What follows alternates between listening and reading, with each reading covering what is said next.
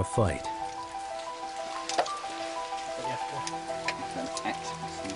It's just crumbling away. It's what? It's crumbling away. Sweet and Clark have been building up to this for over a year.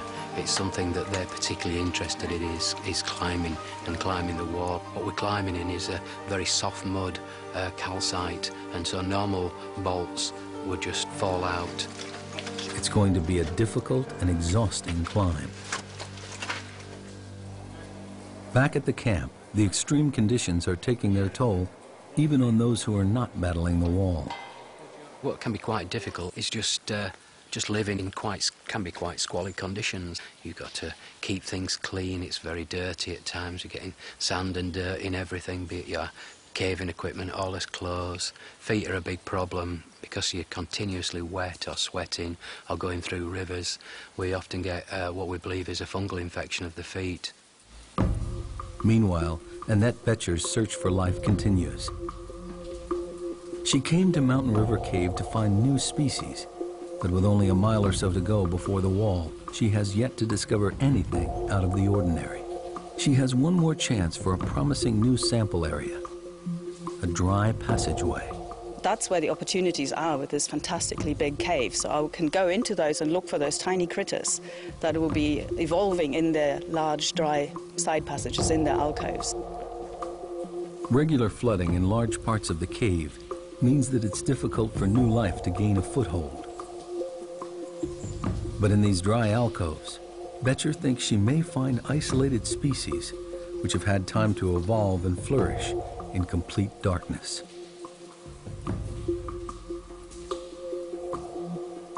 The smaller and more primitive the species, the better equipped it is to evolve quickly. Evolution takes a long time. If you have something like 2 or 3 generations a year, you can evolve at much greater speed. And mammals don't tend to have those generation times, so a white blind bat in the cave is unlikely. Because of the cave's sheer size, species can easily get cut off from each other. In isolation, Betcher believes it's possible for weird and wonderful offshoots to evolve. Oh my word, look at these. Zoologist Annette Betcher finally strikes gold in Mountain River Cave. This is the first white woodlouse that I've seen ever in the cave. On the surface they would be dark colored, probably dark gray, slate gray or black. This is not something I expected to find here, so I'm very pleased. Come on. I'm almost 100% certain that this is a new species. And the reason being is that to have a new species, you need isolation, geographical isolation, but this is a pretty isolated place. They look different. There's nothing nearby that I've seen that's got no pigmentation. It's a woodlouse, all right, but it'll be a new species of woodlouse, and it'll be specific to Hang Song Doong. It's about as good as it gets. It's a fantastic discovery for Betcher, a species that has adapted to its environment and survived the great floods of water that helped create this cave. Well, there's absolutely no chance that anybody's ever seen these creatures before, and that's what really excites me. It's a wonderful discovery. The woodlouse is a clear sign for Betcher to what's happening here. In the cave, the key to adaptation is being able to keep up with the ever-changing environment, and the organisms that most successfully adjust to the prevailing conditions have a better chance of survival. When I set off, I had actually fairly low expectations. So finding the white woodlouse is much better than I expected. I'm very excited about it. The woodlouse's evolutionary path has enabled them to survive and prosper in an environment never seen anywhere else. I would expect new cave species probably to be pigmentless, so looking white to us and be blind. I don't think that the woodlice we found are blind. They don't seem to have rudimentary eyes, and they can certainly sense light. So they are adapted to the cave environment. They just haven't gone the full way yet, so there's room for them to evolve more. And the next step would probably be for them to lose their eyesight. A once-in-a-lifetime breakthrough, Betcher discovers new life within the Doong. A breakthrough in evolution attributed to the awesome scale of this lost world. Back at the camp, time is running out.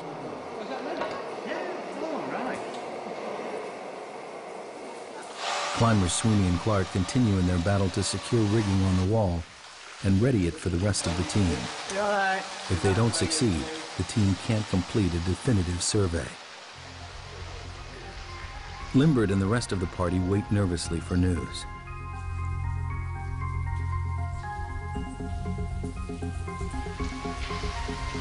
As time runs short, Darrell Granger is convinced he's near to cracking the geological puzzle of why this cave is so large.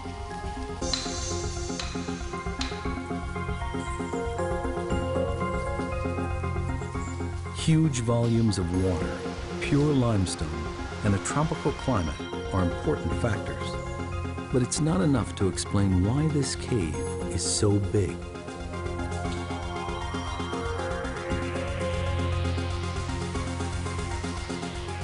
In a bid for answers, he returns to his maps of the region. So this is a digital elevation model. It shows the area that we're in, right in here. This is the Kabong National Park. Granger suspects the critical evidence lies in the cave's geography. He spots an old fault line on the map. It seems to mirror the underground route plotted by Mountain River Cave. This could be the answer he's looking for. You know, the real light bulb moment is when I saw the fault line, and then everything kind of clicked. What I noticed are these straight lines in here. They go due north and south, and remember the cave here goes north and south. And I realized we're right on that fault right there. That's exactly what formed this cave. There's that same fault right up there. Once, a river ran where Mountain River Cave exists today. There was a deep vertical crack in the Earth's crust, a fault. Eventually, the river water eroded the limestone and went deep underground. Once the water filled the fault and found the exit, the river started to erode the rock along the crack, and a gigantic cave was born. But there's another key factor. The fault was narrow. When the water began to carve this mega cave millions of years ago, the narrow shape of the fault fortified the cave.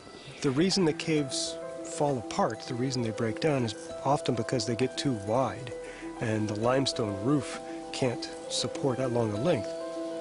Here, the straitjacket of the geological fault restricts the cave's width, reducing the possible risk of collapse and allowing the cave to continue to grow in a straight line. The fault is very vertical, and that has also influenced the cave development and helped turn it into what's probably the world's biggest cave.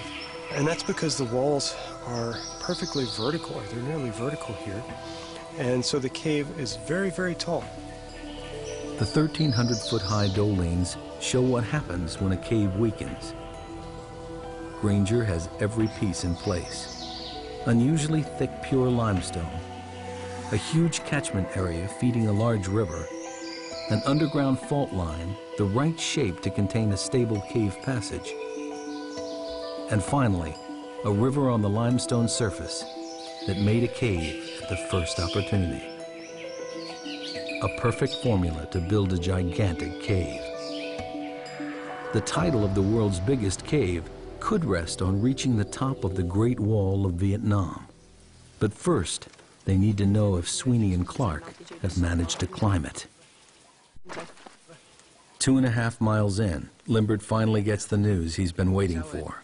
His team has reached the top of the wall.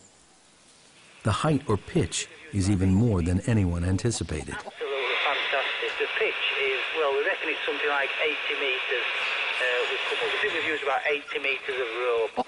80-metre pitch? 80 metres. 80 metres. Great news. Yeah, that's his main objective of this trip, is to get up that wall, and we've done it. This morning I was very doubtful we were going to do it. I thought we were going to be too tough, but they managed to get up. They've done a brilliant job. 80 metres is a big climb in those conditions.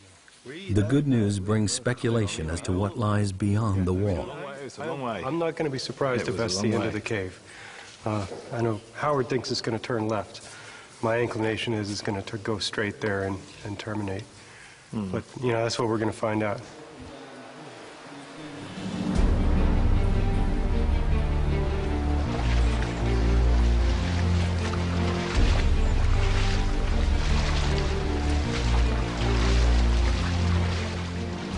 final hurdle now awaits Limbert and his team as they push on to join Sweeney and Clark at the Great Wall of Vietnam. It took almost 2 days for those guys to bolt up there. It's very fragile rock, so you need to be very, very careful. They've done a great job. My greatest feeling was one of relief, which perhaps indicates how serious the climate has been. You're standing up there and you're looking down and all this, and it's absolutely tremendous. The team finally arrives at the wall. It towers above them. This is what they've been working for, their ultimate destination.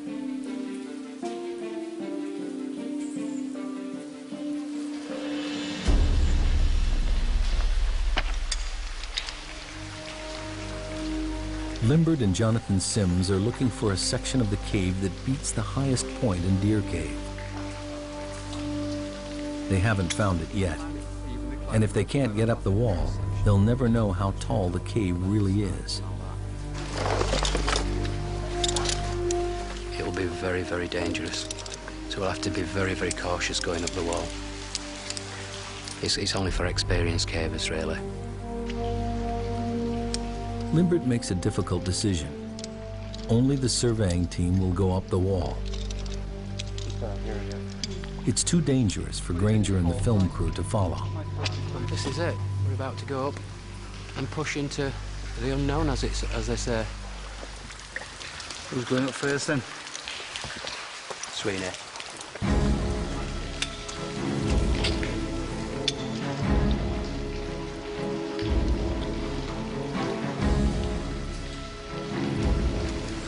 Ready to rock.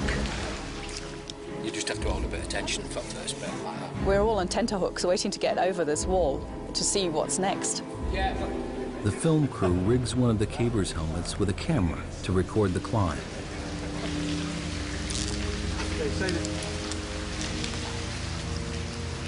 Left of it, down centre up.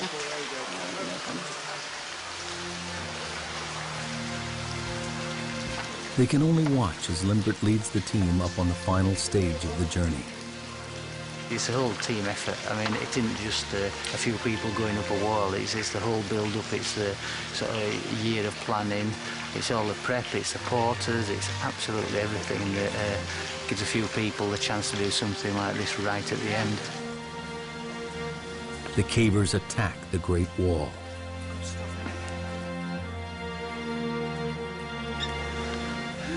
It's absolutely fantastic.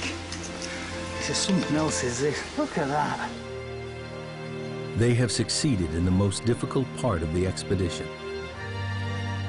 The Great Wall of Vietnam.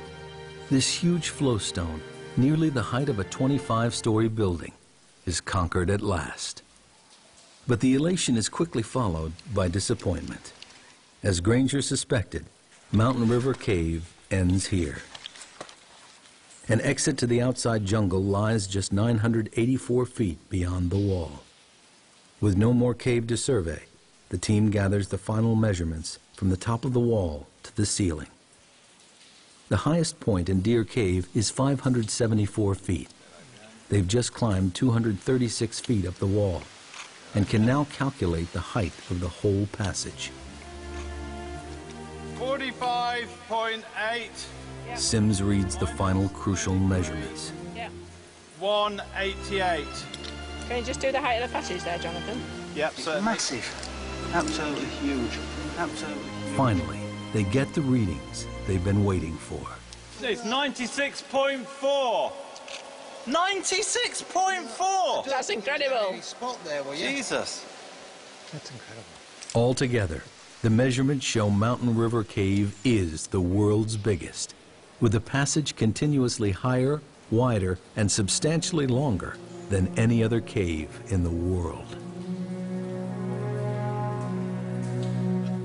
It's a fabulous cave, a really, really fabulous cave. Really enjoyed ourselves. We've had a great time. We're having a really, really good time. It's just mind-blowing stuff, is this? It really is, and it just doesn't get much better. This has been a tremendous experience for me. I feel very lucky to have been invited on this trip to see the world's biggest cave and try to figure out the science behind this cave. Just very privileged and lucky to be along on this trip with